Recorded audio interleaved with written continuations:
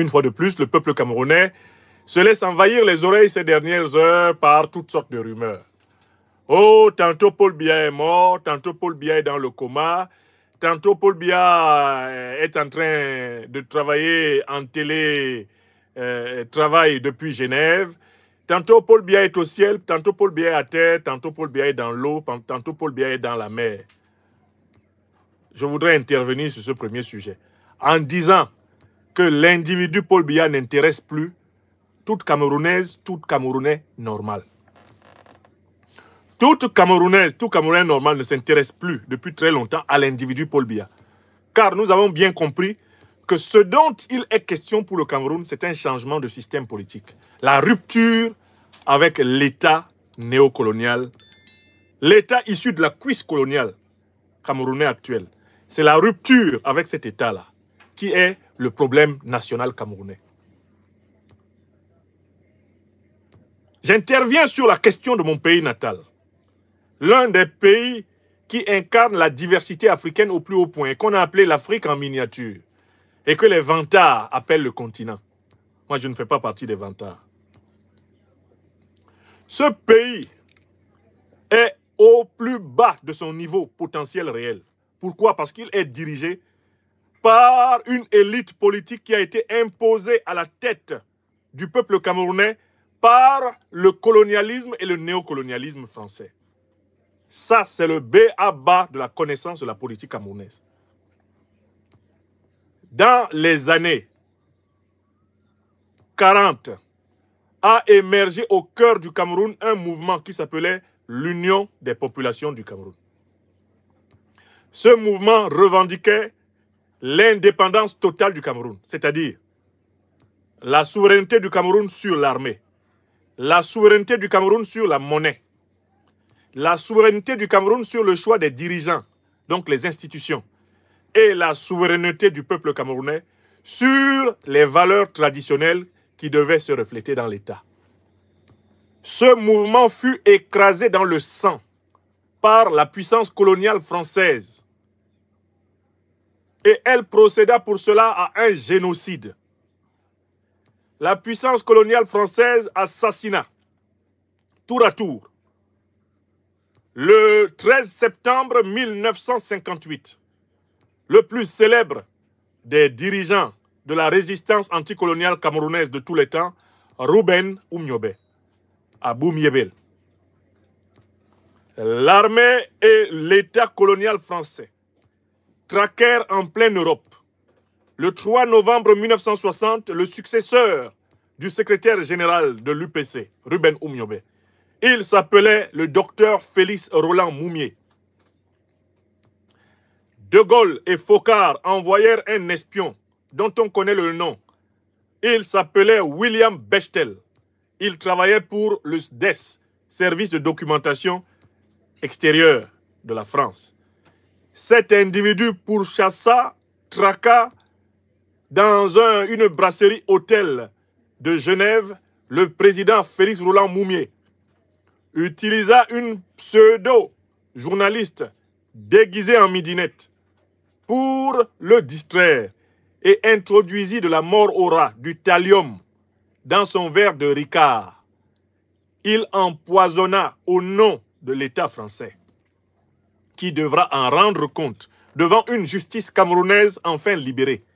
Il empoisonna Félix Roland Moumié, qui mourut de souffrances atroces à Genève.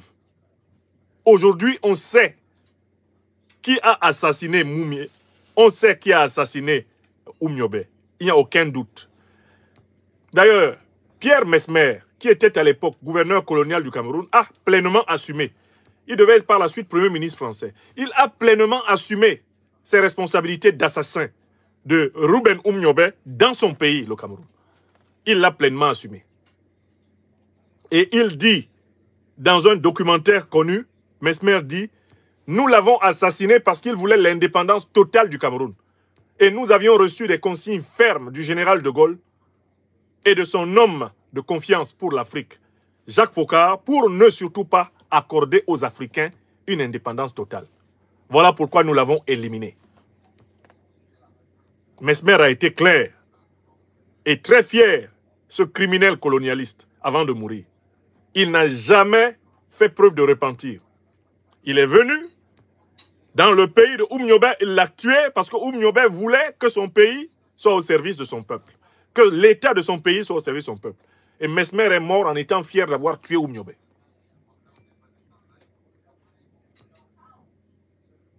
Quant à Félix Roland Moumié, ce sont les services suisses qui ont reconstitué les conditions, les circonstances de son assassinat, et plusieurs documentaires ont établi de manière formelle que son assassinat a été ordonné par les services français en bonne entente avec leurs alliés, c'est-à-dire les nègres de maison, les vassaux qu'ils avaient sélectionnés au sein du peuple camerounais, à la tête desquels un certain Amadou Babatoura Aïdjo, dont la dépouille croupie et gît actuellement au Sénégal. Ils ont assassiné Félix Roland Moumié. Et cela a été assumé. L'État belge a fait l'enquête et a établi que ce sont les services de renseignement français qui ont assassiné Moumié. Et il n'y a jamais eu personne qui se soit levé au nom de la France pour dire « c'est pas nous ». Et quand il y aura une justice indépendante au Cameroun, un procès sera tenu pour condamner ceux qui ont assassiné Moumié. C'est un devoir. Si on veut que le peuple camerounais guérisse de sa folie actuelle, qu'il guérisse de son cafouillage actuel, qu'il guérisse de sa léthargie actuelle, il faut qu'on juge, il faut qu'on condamne les abominations qui ont été commises dans ce pays, afin que sa colonne vertébrale spirituelle se redresse. Non content d'assassiner Oumniobé, d'assassiner Moumié, ils ont continué. En 1966, cette fois-ci, l'armée supplétive coloniale d'Aïdjo assassine le docteur Castor Osende Afana. Et en 1971, le 15 janvier à Bafoussam, un assassinat macabre déguisé en exécution pseudo-judiciaire est administré contre le leader, le professeur Ernest Wandier, avec la bénédiction de Senghor, avec la bénédiction de tout le système mafieux de la France-Afrique, la bénédiction de Pompidou et consorts. Donc il faut que vous sachiez très clairement que le régime dont Paul Biya se targue d'être le président est une fabrication, c'est une créature du colonialisme français, ce n'est rien d'autre que cela. L'histoire de M. Biya dans l'État du Cameroun commence par la recommandation qui est faite de l'intégrer auprès d'Aïdjo par celui qui était son parrain parmi les colons français du Cameroun. Et le parrain de Paul Biya s'appelait le docteur Louis-Paul Ojoula. On les appelait les grands Camerounais. C'était les blancs colons du Cameroun qui étaient les députés du Cameroun à la place du peuple camerounais. Il faut savoir que partout en Afrique, des hommes blancs venus de France étaient les députés des majorités noires. Alors qu'ils étaient minoritaires dans les colonies, c'était eux les représentants. Donc, ce Louis-Paul Ojoula, connu pour sa passion particulière des jeunes Camerounais de sexe masculin, est celui qui a recommandé Paul Biya et qui l'a intégré dans l'administration du nouveau gouvernement néocolonial du Cameroun. Ce qui lui a permis, après ses études en France, dans la fameuse école de formation des administrateurs coloniaux qui s'appelait l'école des hautes études d'outre-mer, par laquelle il est passé comme les Abdou Diouf et consorts, on l'intègre dès 1961 aux côtés d'Aïdjo pour appliquer la dictée française à la tête du Cameroun. Voilà la vérité. Il y a des gens au Cameroun qui s'asseyent là, ils essayent de vous fabriquer un Paul Biya panafricaniste, un Paul Biya anticolonialiste, un Paul Biya... Il ne l'a jamais été, il ne le sera jamais. C'est un pur produit du colonialisme le plus abject. Et dans les années 87, par là, interrogé par la télévision camerounaise, il eut le courage de dire qu'il était le meilleur élève de la France. C'était sa référence pendant très longtemps. Il était content de dire qu'il était le meilleur élève des dirigeants français. C'est-à-dire que ce que les dirigeants français, depuis De Gaulle, avaient fait aux Africains, lui, il comptait le faire encore mieux aux Camerounais. Je rappelle que le colon français accompagne le nouveau pouvoir issu de sa cuisse, conseillé par ses militaires, encadré par ses conseillers techniques, pour éliminer plus d'1 million de Camerounais, notamment dans les pays Bamileke et Bassa, entre 1955 et 1971 notamment. Il y a des livres qui en témoignent. Et l'un de ceux qui le documentent le mieux, c'est un livre collectif intitulé « Cameroun, la guerre cachée de la France ». La guerre cachée de la France. C'est un livre qui a été publié aux éditions La Découverte. L'avantage de ce livre, c'est qu'il est documenté. Il prouve que l'armée française, aux côtés de ses supplétifs africains, a perpétré un génocide au Cameroun. Et qu'ont été utilisées contre le peuple camerounais des armes de destruction massive, les armes chimiques. Comme par exemple les bombardements au napalm. Les armes de destruction massive n'ont pas commencé à être utilisées à Halabja contre les Palestiniens. En Afrique, le peuple camerounais est l'un de ceux qui ont subi les bombardements chimiques. Et ils étaient perpétrés par l'armée française, sous la responsabilité de De Gaulle. Et voilà une affaire qui doit être jugée. Ces gens-là qui se précipitent pour des motifs farfelus à traîner les Africains de France comme moi, qui revendiquent la vérité et justice de l'histoire devant les tribunaux, ils ne se rendent pas compte que des procès immenses, des procès apocalyptiques attendent l'État français en Afrique. Parce qu'il faut que la vérité soit dite. Les peuples africains ne seront pas guéris si la vérité n'est pas dite à propos de ce qui leur a été fait. Si la justice n'est pas dite à propos de ce qui leur a été fait. Si repentance et réparation ne sont pas faites et dites à propos de ce qui a été fait au peuple camerounais, aux peuples africains en général, ils ne guériront pas, ils ne se relèveront pas. Aucun peuple africain ne pourra se relever s'il n'est pas capable de regarder son histoire en face et de dire « Ceci fut, nous ne voulons plus jamais que cela soit. Nous le condamnons et nous exigeons que ceux qui l'ont fait réparent ou qu'ils dégagent. » Aucun peuple qui n'a pas pris les décisions claires que le Mali, le Burkina Faso et le Niger sont en train de prendre ne peut se redresser en Afrique. Il n'y a pas de demi-solution. Il n'y a pas de broderie dans cette affaire. Soit tu es un peuple d'hommes, et à ce moment, tu as besoin de vérité et de justice pour que ta vie humaine se justifie. Soit tu n'es pas un peuple d'hommes, tu es un peuple de sous-hommes. Et alors, tu vis de vérité, tu vis de mensonges et d'injustice. Tu vis d'approximations coupables et criminelles contre toi-même. Et alors là, tu évolues en folie dans le siècle. Il faut que vous le sachiez. Au moment où on veut amener les Camerounais dans un faux débat, Paul Biya est-il mort? Paul Biya est-il vivant? Paul Biya est-il dans le coma? C'est un faux débat, on s'en fout. On devrait s'en foutre. Un peuple ne dépend pas d'un individu. Moi qui vous parle, je ne suis pas indispensable. Personne n'est indispensable sur cette terre. Un peuple dépend des principes qui lui permettent de s'auto-réguler. La différence entre les hommes et les bêtes, c'est que les hommes s'efforcent de vivre conformément à des lois qu'ils estiment justes. Et c'est cela qui nous sépare du monde animal. Un peuple doit se demander, est-ce que l'intérêt général, est-ce que le bien commun de notre communauté historique, est-ce qu'ils sont préservés? Voilà la question que se pose un peuple. Un peuple n'est pas là à chercher à savoir si un vieillard de 91 ans est mort ou s'il est vivant. On amène les Camerounais dans un faux débat. La mort ou la vie de Paul Biya n'est pas le sujet. Un Camerounais averti doit s'en foutre de ce sujet. La vraie question c'est, quand est-ce que le peuple camerounais récupère sa souveraineté? C'est-à-dire, le contrôle de ses forces armées. Quand est-ce qu'il récupère sa souveraineté? C'est-à-dire le contrôle souverain de son système économique. Quand est-ce que le peuple camerounais récupère sa souveraineté? C'est-à-dire la liberté de choisir ses propres dirigeants. Quand est-ce que le peuple camerounais récupère sa propre souveraineté? C'est-à-dire la liberté de s'inspirer de sa propre tradition pour concevoir ses institutions. Voilà le quadruple programme que l'Institut de l'Afrique des Libertés et que l'Université libre de l'Afrique des Libertés, à laquelle je vous demande de me donner 1 million d'abonnés, travaille. Donc j'interviens sur ce sujet déjà pour dire aux Camerounais, tous ceux qui sont dans les débats sur les réseaux sociaux, il est mort. Non, il n'est pas mort. On m'a dit qu'il est vivant. Ah non, il est dans le coma. Vous êtes à côté. La grande question c'est, que Biya soit mort, vivant, comateux, rampant ou volant, sommes-nous, en tant que peuple camerounais, sommes-nous détenteurs de notre souveraineté? sommes-nous libres? Il faut se focaliser dessus. Ce sont les opérations de récupération de la souveraineté.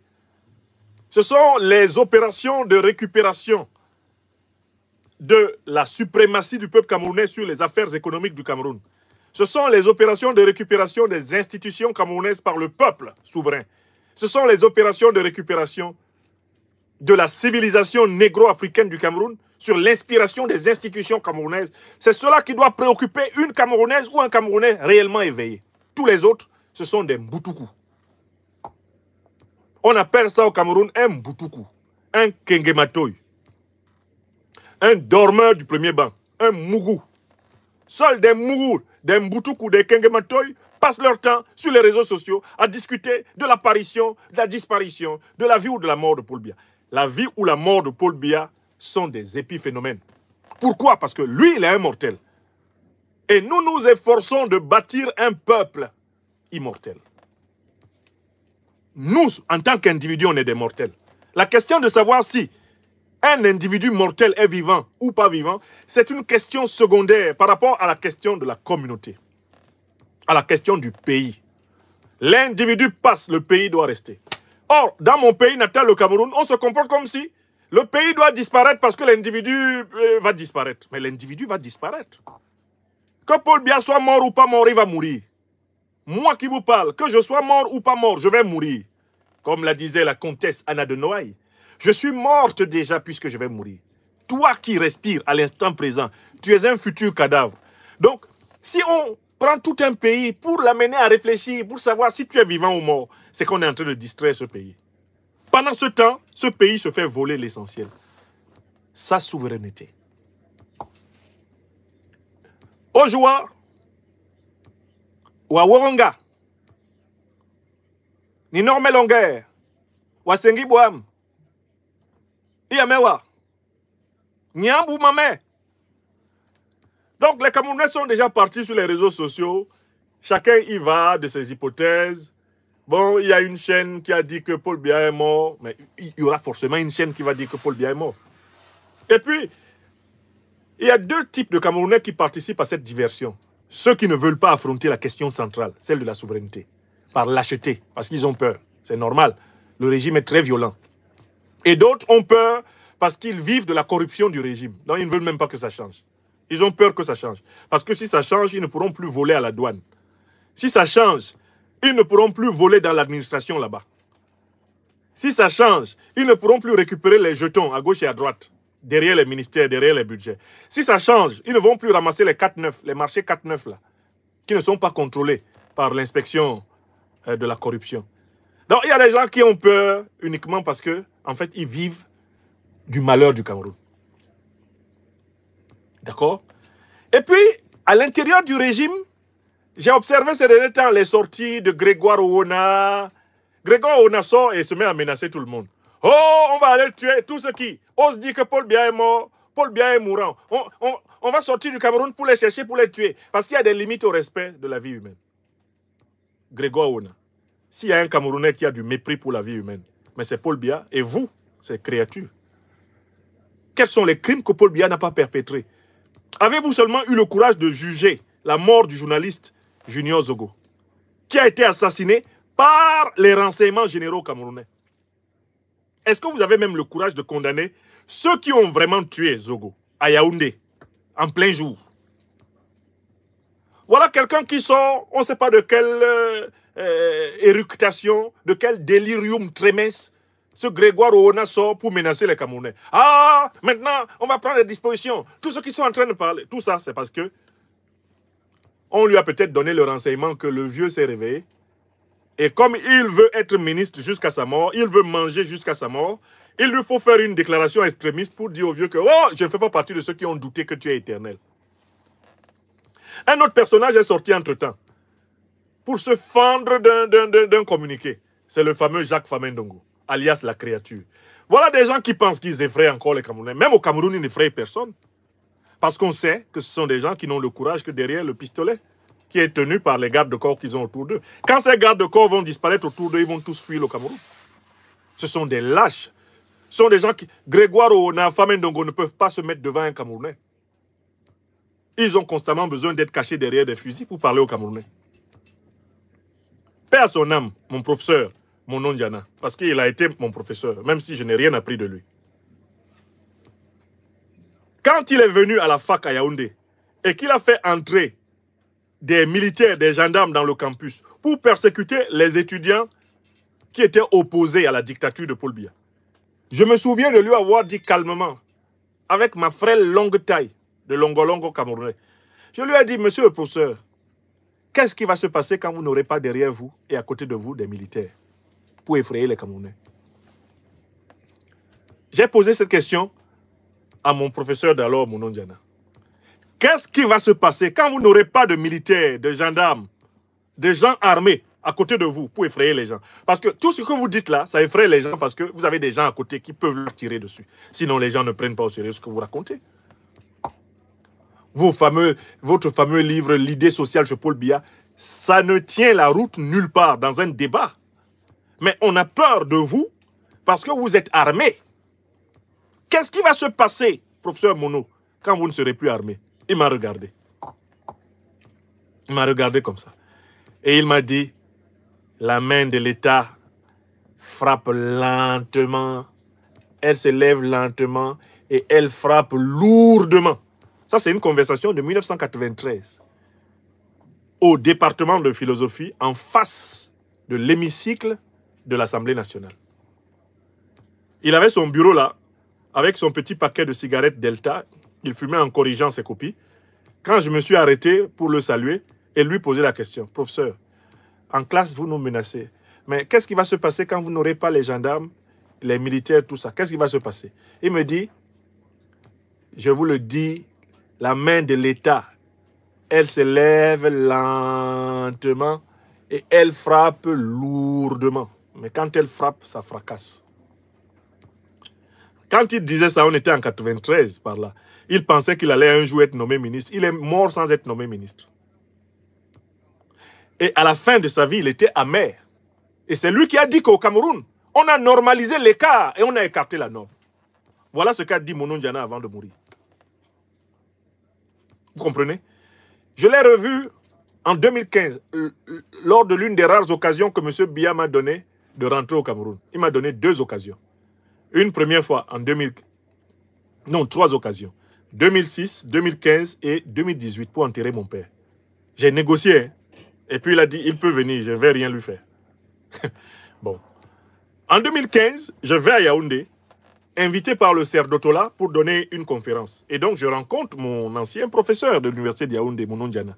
Et pendant la conférence, je ne sais pas si c'est le professeur Charles Binambikoy, je le salue, qui s'est arrangé. Il m'a fait asseoir à côté de Mounon Diana. Or, en 2010, une polémique terrible m'avait opposé au professeur Mounon Diana, au professeur Aïssi Lucien, hein, à un certain Njomo Mollet, professeur de philosophie. On s'était bien étripé à propos de la question du tribalisme d'État sur les réseaux sociaux.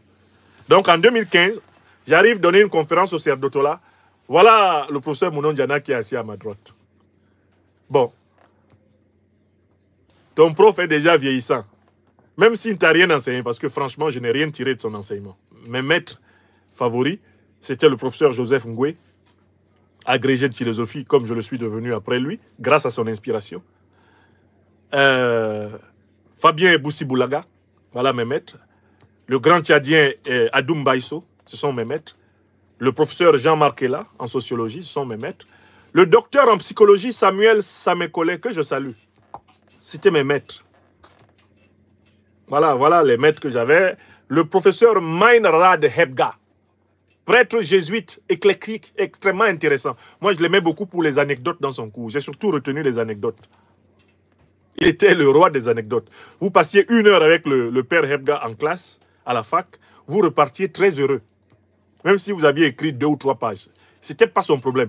Il était là pour nourrir le plaisir de la connaissance. Meinrad Hebga. Voilà mes maîtres, si je fais une liste rapide à Yaoundé. Donc, Mounon Diana était mon professeur parce qu'il avait pouvoir d'enseigner, quand moi je n'avais pas pouvoir d'enseigner dans une université. Donc, c'était un maître, mais ce n'était pas mon maître. Moi, je n'ai rien retenu de lui. Bon, mais enfin, quand même. Là, on se retrouve à Yaoundé. Je vous raconte les histoires du Cameroun comme ça. Mais voici ici, voici le professeur Monon Diana qui est assis à ma droite. On se regarde. Lui, il m'a reconnu, hein, parce que là, par les réseaux sociaux, on se connaissait déjà. Il me regarde. Je le regarde aussi. Une fois. Il arrange ses papiers. Moi aussi, j'arrange mes papiers. Parce que chacun de nous avait son tour de parole. Deuxième fois, il me surprend en train de le regarder. Il me regarde. Il dit, mais faisons donc la paix. Puisque le temps de la guerre est passé. Je lui dis, mais prof, je n'ai aucun scrupule à faire la paix. Même si je ne serai jamais d'accord avec vous. Je vous dois au moins le respect d'avoir tenu la craie quand moi j'étais assis dans les bancs.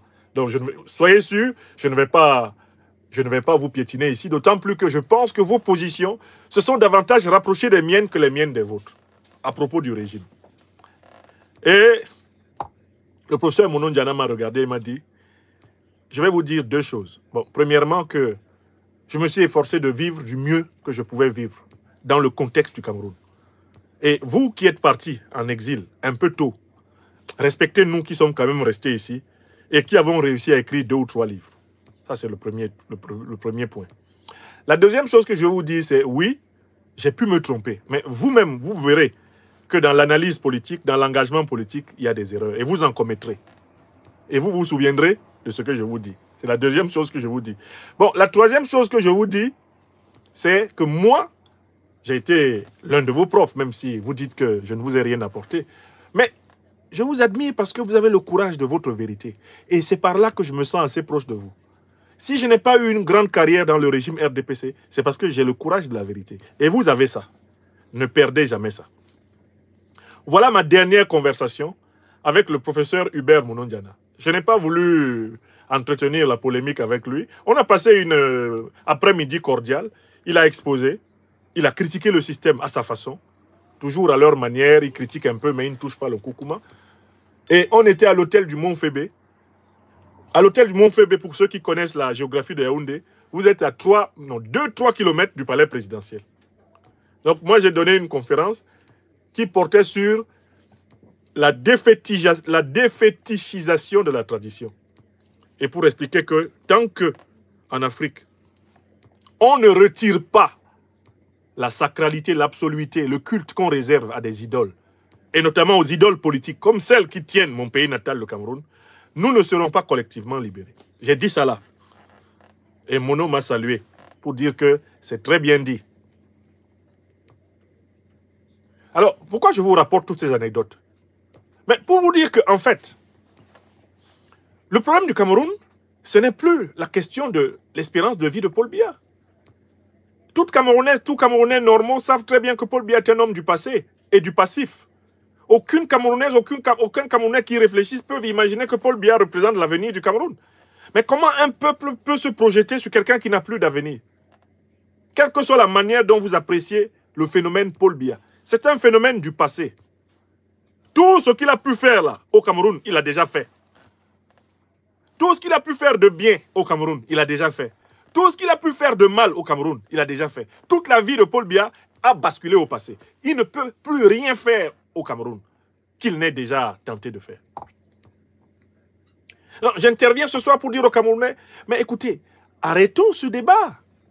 Constatons qu'en réalité, le Cameroun, depuis que Paul Biya, en raison de son âge avancé, a perdu l'aptitude quotidienne à exercer les fonctions symboliques de chef d'État de la République, le Cameroun est de facto dirigé par ses héritiers.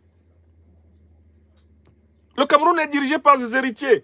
J'ai dit plusieurs fois aux Camerounais, le gré a eu lieu.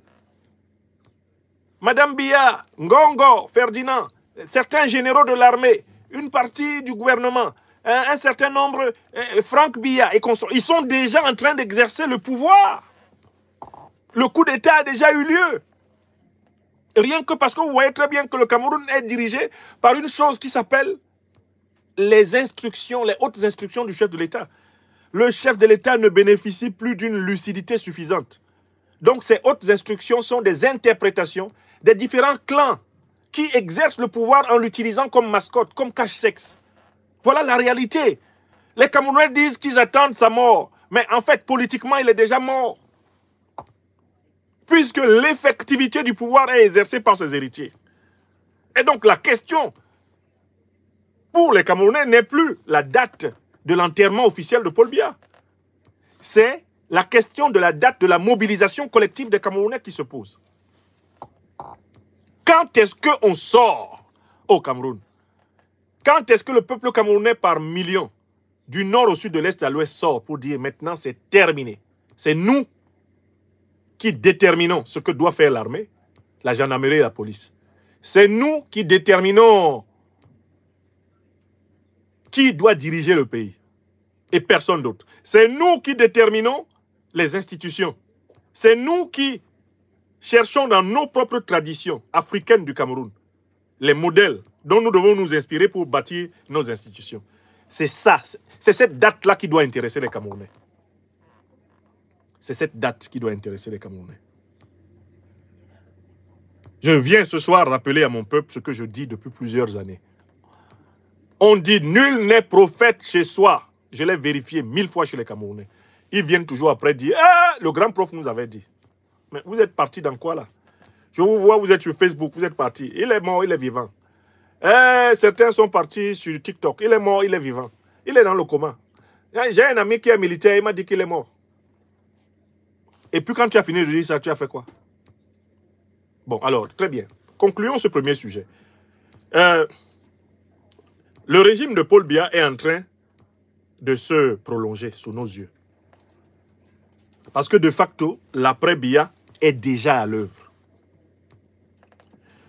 Les clans du régime Biya contrôlent l'armée, la gendarmerie, la police, les corps spéciaux, les forces spéciales, comme la garde présidentielle, le BIR, le renseignement général, les renseignements généraux. Ils contrôlent ça. Donc, le peuple camerounais doit se poser la question de savoir comment reprendre ces choses-là en main.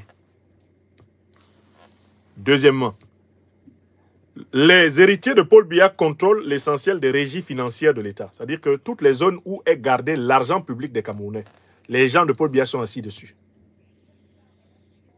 Ils contrôlent les institutions régaliennes, le pouvoir exécutif, le pouvoir judiciaire et ils contrôlent le pouvoir législatif. Ils sont assis dessus. La question, c'est comment on les enlève. Et c'est sur cette question qu'on doit se creuser la tête. C'est sur cette question qu'on doit se casser la tête. Ce n'est pas sur la question de la date de la mort qui va nécessairement arriver de Paul Biya, comme la mienne arrivera nécessairement comme celle de tout un autre. Pourquoi un peuple tout entier peut s'accrocher à une histoire de « il va mourir, on attend qu'il meure ». On n'attend rien. Il n'y a rien à attendre. La liberté n'attend pas. La liberté n'attend pas. C'est une question de chaque instant. Tu dois être libre tout le temps. Tu dois être souverain tout le temps. Tu dois être digne tout le temps. Les Camerounais sont là. On attend le jour de la libération. Et puis, j'en vois, quand on va annoncer officiellement la mort de Paul Biya, je ne sais quand on va l'annoncer officiellement, j'en vois qu'ils vont sortir pour fêter. Vous fêtez quoi? Vous n'allez pas mourir? Est-ce que fêter la mort de quelqu'un a un sens pour un mortel? Mais ça aussi, moi, je ne serai pas de ceux qui vont fêter. Je ne fête pas la mort des gens. Je fête la renaissance spirituelle des âmes. On doit fêter la mort des grands types. On doit fêter la mort des héros. On doit fêter la mort de ceux qui nous aiment. On n'a pas à fêter la mort d'un voyou d'État, d'un criminel d'État, d'un assassin, d'un corrompu, d'un méchant. On n'a pas à fêter sa mort. Il meurt, il est mort. Comme on dit chez moi, Yaoundé, Moraou, Aou. Paul Biya fait partie des gens, Moraou, Aou. Et Yon Aou, Aou, c'est tout. Est-ce qu'il a eu pitié de quelqu'un au Cameroun? On n'a pas à fêter sa mort, on n'a pas à se réjouir de sa mort. Parce que se réjouir de sa mort, c'est participer à son idolâtrie de la mort, à son amour de la mort gratuite. C'est participer à la haine qu'il a voulu instiller dans notre peuple. On n'a même pas à fêter sa mort. Sa mort est un non-événement. C'est un non-événement. Parce qu'il n'a pas vécu pour nous servir. Il n'a pas vécu pour nous aider. Il a consacré toute sa vie à nous nuire, à nous soumettre, à nous traquer, à nous mépriser. Alors quand il meurt, on ne va quand même pas lui ressembler. Faire comme lui. Parce que lui, il était heureux quand nous souffrions. Il était heureux, il est très heureux d'écraser les Camerounais. Si nous, on est heureux qu'il tombe. Mais en quoi sommes-nous différents de lui? Nous devons faire preuve de dépassement. On va pas tomber en compassion, en amour pour lui. Il ne faut pas non plus tomber dans l'hypocrisie. On ne peut pas aimer un bourreau du peuple. On ne va pas l'aimer, ce n'est pas possible. Politiquement, tu ne peux pas demander au peuple camerounais d'aimer quelqu'un qui a massacré plus de 10 000 anglophones depuis 2016. Tu ne peux pas dire à quelqu'un qui a massacré plus de 2000 soldats issus du Nord pour s'assurer qu'il contrôle le pouvoir d'État entre 1984 et 1988. Tu ne peux pas demander à quelqu'un qui a assassiné de manière ciblée plusieurs Camerounais. Tu ne peux pas demander aux gens de faire un dépassement religieux. Et puis le jour où on va venir dire « Ah, vraiment, c'est un grand Camerounais qui est parti ». Je ne dirais pas ça. C'est un non-événement pour moi. Parce qu'il n'a pas fait preuve de compassion, d'amour pour son peuple. Donc, sa mort est un non-événement. Mais regardez comment les Camerounais ont réagi après la mort d'Ahidjo. Est-ce que vous savez pourquoi les Camerounais ont continué leur vie tranquillement? Mais parce qu'ils savaient que c'était un méchant. Il avait beau avoir tenté de construire quelque chose au Cameroun, bâtir ce qu'on a appelé l'embryon de l'État camerounais. C'était un très grand méchant. C'est lui qui, avec le soutien de l'armée française, a poursuivi le génocide. Sur 20 ans. Je vois des Camerounais sans mémoire là qui se lèvent. Au temps d'Ahidjo, c'était mieux. C'est sous son temps là qu'on nous a tué 1 million. 1 million. Ça s'est passé entre 1955 et 1971. C'est-à-dire que la période de la grande criminalité contre le peuple camerounais, la plus longue période de criminalité de masse contre le peuple camerounais, elle a été faite sous Ahidjo. Donc vous vous levez, vous vous promenez sur les réseaux sociaux. Oui, lui, c'était mieux. C'était mieux comment? 1 million de morts. Ahidjo, c'était un non-événement. C'était un non-événement. La seule raison pour laquelle l'État du Cameroun devra éventuellement rapatrier sa dépouille, c'est uniquement pour respecter ce qu'on appelle le principe juridique de la continuité de l'État. La continuité de l'État. Puisqu'il a quand même été nominalement chef de l'État, c'est dans l'honneur de l'État, même quand on a une opinion extrêmement condamnable pour quelqu'un qui a été chef de l'État, de permettre le retour de sa dépouille. Et puis il sera enterré sans bruit. Il sera enterré sans bruit parce qu'il est coupable de l'élimination. Est-ce qu'ils veulent sortir de cette maladie qui consiste à aimer leur bourreau? Ce syndrome de Stockholm. Le simple fait même de se réjouir de la mort de Paul Biya, c'est le signe que notre société est gravement malade. On se réjouit de la mort d'un héros, d'un doyen, quelqu'un qui a vécu pour nous rendre service. On ne se réjouit pas de la mort d'un méchant. Parce qu'en fait, en se réjouissant de la mort du méchant, on lui ressemble. Il a réussi à nous corrompre. Est-ce qu'un être humain normal se réjouit de la mort de son camarade? Un mortel ne se réjouit pas de la mort de son camarade. Il constate. Quelqu'un qui a été méchant, quand il meurt, tu constates qu'il est mort, c'est tout. Et tu avances. Il ne faut pas non plus t'arrêter là pour mentir, comme j'en connais certains. Le jour où, je ne sais pas quand, on dira que Paul Biya est mort, vous avez des gens qui étaient ses opposants qui vont venir dire, malgré tout, c'était un grand homme, parce qu'il est mort. Moi, je ne serai pas dedans. Moi, vous ne me verrez jamais en train de dire que tel était un grand homme. Alors que je sais qu'il ne l'était pas. Si quelqu'un était grand, je dis en quoi? Mais quand je sais qu'il n'est pas grand là, je ne viens pas faire des phrases derrière lui. Mais en même temps, je ne vais pas non plus être là en disant « Oh, enfin, c'est très bien, il est mort. » Mais nous allons tous mourir. Et tout le monde, alors, nos ennemis vont aussi dire « C'est très bien. » Alors, en quoi sommes-nous différents d'eux? En quoi sommes-nous différents des autres? En quoi pourrions-nous incarner une Afrique nouvelle? En quoi pourrions-nous incarner un Cameroun nouveau? Un Cameroun enraciné dans des valeurs de tradition, si la perspective c'est de faire la fête quand on va annoncer qu'il est mort. Ceux qui font la fête quand on annonce qu'il est mort ne sont pas différents de lui, puisque lui, il a fait la fête quand il tuait les Camerounais. Il faut faire autrement. Si on prétend ne pas être d'accord avec lui, il faut faire autrement. Donc, dans la situation actuelle, la grande question qui se pose, c'est celle de la mobilisation du peuple camerounais pour récupérer sa souveraineté. C'est cette question qui se pose. Il nous faut, en tant que peuple, reprendre la main sur l'armée. En tant que peuple, sortir de l'oppression monétaire française. Il nous faut, en tant que peuple, sortir des plans de succession que Paul Biya est en train d'appliquer. Parce que de facto, Chantal Biya, Ferdinand Ngongo, Franck Biya, les généraux obéissant à Franck Biya, à Ngongo, à Chantal Biya, ils sont en train de gérer le Cameroun. Vous pensez que qui gère le Cameroun? C'est eux. Et s'ils sont prêts à entretenir, même au besoin par un coma artificiel, la vie de Paul Biya, c'est parce qu'ils savent qu'à travers lui, ils gouvernent sans responsabilité. Qu'est-ce que c'est bon de gouverner à travers un moribond? Un vieillard, incapacité. Tu es tranquille, tu voles, on dit que c'est lui. Tu tues, on dit que c'est lui. Tu peux poser toutes sortes d'actes. De toute façon, on va mettre ça sur Paul Biya. On dira que toi, tu as seulement exécuté les ordres. Donc, ils sont au beurre. Les héritiers de Biya qui exercent de facto déjà le pouvoir, ils sont au beurre. La meilleure période pour eux, pour voler l'argent du Cameroun, c'est maintenant. Parce qu'ils savent qu'on va mettre ça sur Paul Biya. Quand on va leur demander où est cet argent, c'est le patron qui avait pris. Il m'avait demandé de prendre pour lui donner. Non, peuple camerounais, s'il vous plaît. Arrêtons de faire honte à notre intelligence. Des gens qui se promènent sur les réseaux sociaux. On est le continent, on est le continent. Soyons donc continentaux au niveau de l'intelligence. Quittons dans le faux débat sur la mort, la non-mort, le coma de Paul Biya. Laissons-le mourir de sa mort comme il veut, vivre de sa vie comme il veut, mais récupérons notre souveraineté.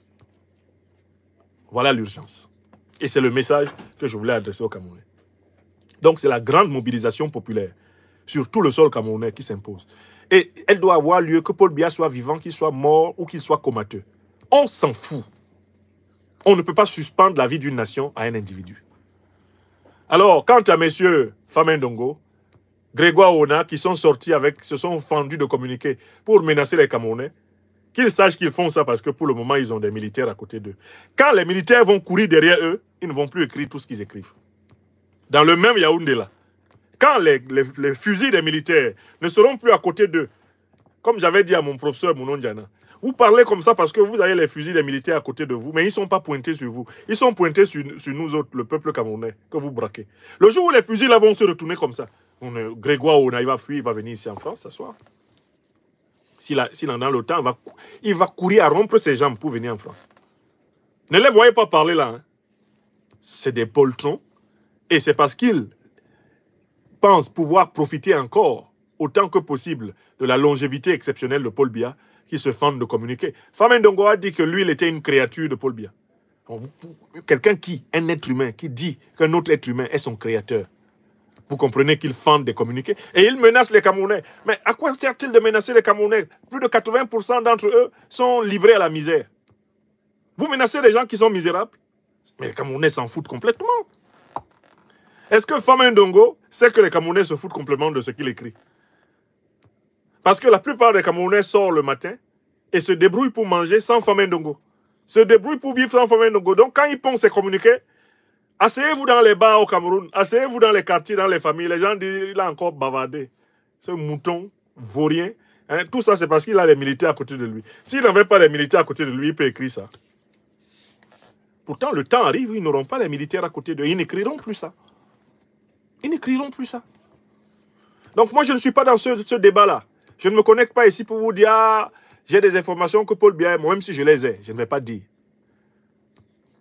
Parce que c'est l'affaire de l'os de mort là. Qu'il soit mort ou il ne soit pas mort, ce n'est pas mon problème. Je ne suis pas dans ce débat. Je veux que le système Biya soit démantelé. Je veux que l'État néocolonial camerounais s'effondre. Voilà. Et je ne travaille qu'à cela. Et tel est le sens du livre que j'ai publié et qui sort dans les prochains jours. Il a été bouclé, il est édité ici, chez Publish Room en France, à Paris, et il sort dans les prochains jours pour un nouveau leadership populaire camerounais. Voilà, moi je travaille à penser la République nouvelle. La République panafricaine du Cameroun, dans ce livre. Ceux qui s'intéressent à mes livres sur le Cameroun ont l'occasion d'en acheter un qui est tout frais. Il a été rédigé pendant l'été 2024. Ce livre-là, que vous allez voir, il va sortir. J'ai déjà montré sa couverture. Je ne suis pas là pour discuter de la mort, la vie d'un vieillard. S'il meurt, il a vécu trop longtemps. S'il ne meurt pas, c'est son problème. S'il fait le coma, c'est aussi son problème. Parce que quand les Camerounais ne meurent pas au fond de leur coma, lui, il s'en fout. Voilà quelqu'un qui a passé une bonne partie de sa vie à Genève, dans une ville propre, et qui a une capitale qui est l'une des plus grosses merdes de toute l'Afrique centrale.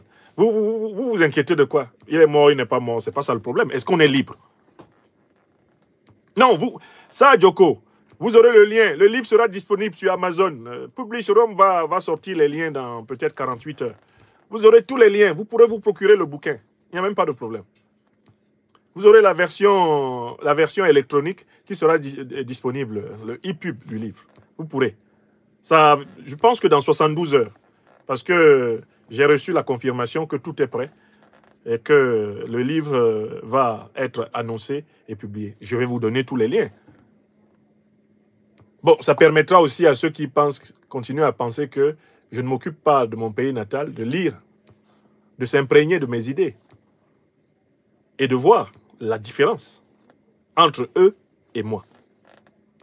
Moi, ce sera mon 4e livre sur le Cameroun. 4e. J'en ai déjà écrit 3. Que la plupart des gens qui se promènent ici pour dire « Et le Cameroun » ne connaissent pas. J'en ai écrit 3. Là, c'est le 4e qui sort. Mais j'appelle les Camerounaises et les Camerounais à sortir du débat, du faux débat sur Paul Biya est vivant, Paul Biya est mort ou Paul Biya est dans le coma. Les 3 états de Paul Biya ne nous intéressent pas. Parlons comme le regretté chef de Minta. Ça ne nous intéresse pas. Disons à Famen Dongo, disons à Grégoire Ouona que leurs menaces même ne nous intéressent pas. On s'en fout de leurs menaces. Ce qui nous intéresse, c'est de libérer notre peuple. L'état de santé, de coma ou de mort de Paul Biya n'intéresse plus le peuple camerounais. Parce que cet homme a fini de donner tout le bien et tout le mal dont il était capable. C'est un homme du passé et du passif. De lui, on doit pouvoir dire en langue bambara, Abana Peu Peu. Maintenant, la question c'est, on fait quoi? Que faisons-nous de ce pays qui demeure captif d'une oligarchie néocoloniale, qui demeure captif de la manipulation tribaliste, captif de la corruption? Qu'est-ce qu'on fait de ce pays? That is the question. Et au lieu de perdre le temps dans des faux débats qui ressemblent au petit saut noir que Paul Biya a donné au chef de Minta pour combattre le Covid, intéressons-nous à la question de la souveraineté. Marchons dans les pas du grand peuple africain du Mali, du grand peuple africain du Burkina Faso, du grand peuple africain du Niger. C'est ce que j'ai démontré dans mon livre, que vous allez lire. Vous avez compris? Voilà. Non, on peut avancer. Je ne sais même pas pourquoi les gens... Je vois les Camerounais, ils sont partis, ils sont allés dedans. Je crois que c'est un sujet à bière. Quand tu discutes de ça, tu peux payer plusieurs bières, on peut te payer plusieurs bières. Chacun raconte sa vie. C'est une manière de fuir la question centrale.